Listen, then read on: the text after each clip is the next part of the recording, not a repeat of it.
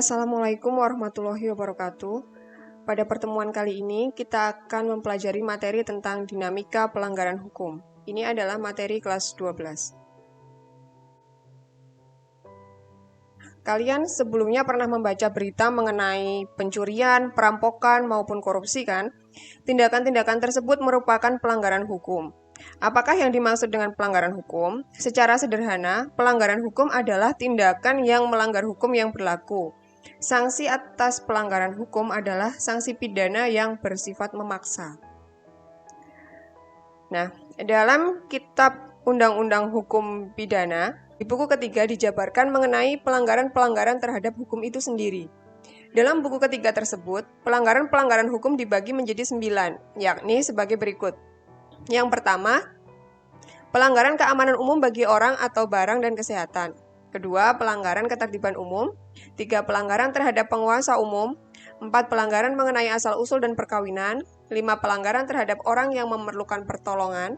6, pelanggaran kesusilaan. 7, pelanggaran mengenai tanah, tanaman, dan pekarangan. 8, pelanggaran jabatan. Dan 9, pelanggaran pelayaran.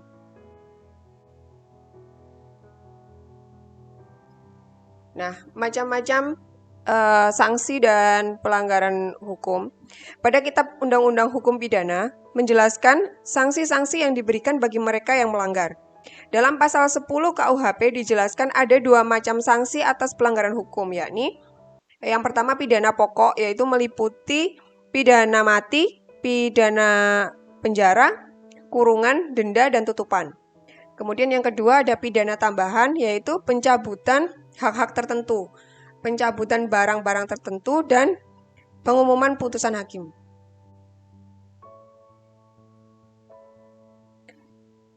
Nah, berikut penjelasan hukuman pidana pokok. Yang pertama, hukuman mati. Hukuman mati di Indonesia diberikan kepada beberapa kasus-kasus seperti pengedar narkotika. Dalam pelaksanaannya, hukuman mati dilakukan dengan cara ditembak sampai mati. Eksekusi dilakukan oleh regu penembak dari Brigade Mobil atau Brimob yang dibentuk oleh Kepala Kepolisian Daerah di wilayah kedudukan pengadilan yang menjatuhkan pidana mati. Kemudian yang kedua adalah pidana penjara. Dalam KUHP pasal 12 dijelaskan bahwa pidana penjara dilakukan selama seumur hidup atau selama waktu tertentu. Dalam menjatuhkan pidana dalam waktu tertentu, jangka waktu yang paling pendek yaitu 1 hari dan paling lama 15 tahun berturut-turut. Meskipun demikian, pidana dalam waktu tertentu dapat diberikan 20 tahun berturut-turut apabila kejahatan yang dipidanakan, hakim boleh memilih antara pidana mati, pidana seumur hidup, atau pidana waktu tertentu. Yang ketiga adalah kurungan. Dalam KUHP pasal 18 dijelaskan bahwa pidana kurungan paling sedikit 1 hari dan paling lama selama 1 tahun. Pidana ini tidak boleh lebih dari 1 tahun 4 bulan. Dalam pasal 19 nomor 2 dijelaskan bahwa pidana kurungan diserahi pekerjaan yang lebih ringan daripada orang yang dijatuhi pidana penjara.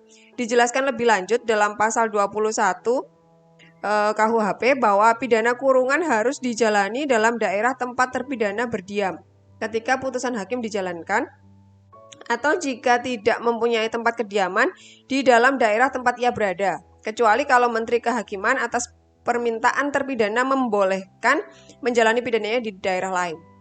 Yang keempat adalah denda. Salah satu bentuk sanksi adalah hukuman denda. Besarnya hukuman denda diatur dalam undang-undang terkait dengan tindakan pelanggaran dan kejahatan yang dilakukan. Pasal 30 ayat 2 KUHP menjelaskan bahwa jika pidana denda tidak mampu terbayar, dapat diganti dengan pidana kurungan. Yang kelima adalah tutupan. Hukuman tutupan jarang sekali diberikan di Indonesia. Dalam pelaksanaannya, hukuman ini diatur dalam Undang-Undang Republik Indonesia Nomor 20 Tahun 1946. Pasal 1 Undang-Undang Nomor 20 Tahun 1946 menyatakan bahwa hukuman tutupan dilakukan untuk menggantikan hukuman penjara. Landasan berubahnya hukum penjara menjadi hukuman tutupan karena hakim terdorong oleh maksud yang patut dihormati. Hal ini seperti yang tertera pada pasal 2 Undang-Undang Nomor 20 Tahun 1946 bahwa dalam mengadili orang yang melakukan kejahatan yang diancam dengan hukuman penjara karena terdorong oleh maksud yang patut dihormati, hakim boleh menjatuhkan hukuman tutupan. Nah, sebagai anggota masyarakat, kita wajib berpartisipasi dalam perlindungan dan penegakan hukum. Partisipasi dalam perlindungan dan penegakan hukum diperlukan sebagai upaya penegakan supremasi hukum di Indonesia. Penegakan dan perlindungan hukum perlu dilakukan secara terus-menerus dan bertahap oleh seluruh pihak. Dasar-dasar pelindungan dan penegakan hukum diharapkan mencakup pihak masyarakat, pemerintah, dan para penegak hukum itu sendiri. Hal tersebut dalam Undang-Undang Dasar Negara Republik Indonesia tahun 1945, Pasal 27 ayat 1, yakni segala warga negara bersamaan kedudukannya di dalam hukum dan pemerintahan dan wajib menjunjung hukum dan pemerintahan itu dengan tidak ada kecualinya.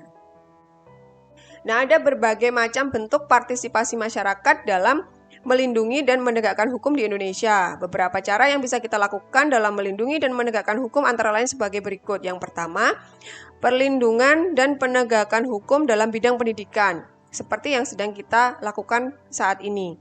Yang pertama, sosialisasi sejak dini mengenai hukum dan peraturan di dalamnya.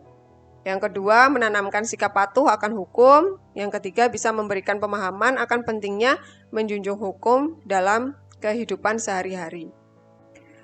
Yang selanjutnya, menciptakan para penegak hukum yang profesional dan bersih. Kita sebelumnya telah mempelajari lembaga-lembaga negara yang berperan dalam perlindungan dan penegakan hukum di Indonesia. Salah satu upaya masyarakat untuk melindungi dan menegakkan hukum adalah kepastian dari para penegak hukum itu sendiri dalam menjalankan tugas dan wewenangnya. Dalam Undang-Undang Dasar Negara Republik Indonesia Pasal 28 ayat 1 dijelaskan bahwa setiap orang berhak atas pengakuan, jaminan, perlindungan, dan kepastian hukum yang adil, serta perlakuan yang sama di hadapan hukum, agar tercipta suatu keadaan yang demikian. Para penegak hukum hendaknya melaksanakan tugasnya secara profesional dan bersih.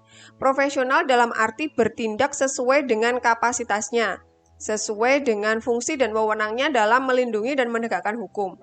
Bersih dalam artian bahwa dalam melakukan tugas dan wewenangnya, mereka tidak terikat pada suatu kekuasaan tertentu yang menghambat hukum, bahkan menentang keadilan itu sendiri.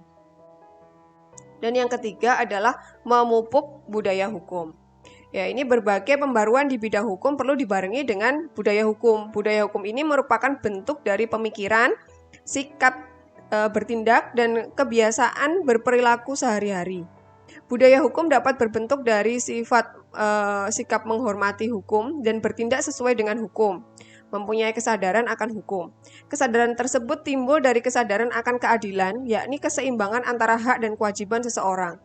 Terdapat 4 aspek untuk menjunjung tinggi kesadaran hukum, yaitu antara lain yang pertama, pengetahuan hukum masyarakat, yang kedua, pemahaman terhadap kaidah-kaidah hukum, yang ketiga, sikap terhadap norma hukum, dan keempat adalah perilaku hukum warga masyarakat. Dalam kehidupan bermasyarakat, hendaknya 4 aspek itu dapat berjalan dengan baik agar kesadaran hukum dalam masyarakat dapat tumbuh dan menjiwai dalam melaksanakan kehidupan bermasyarakat. Nah, setelah kalian mempelajari tentang dinamika pelanggaran hukum, coba kalian jelaskan apa yang dapat kalian lakukan sebagai seorang pelajar untuk melindungi dan menegakkan hukum di Indonesia.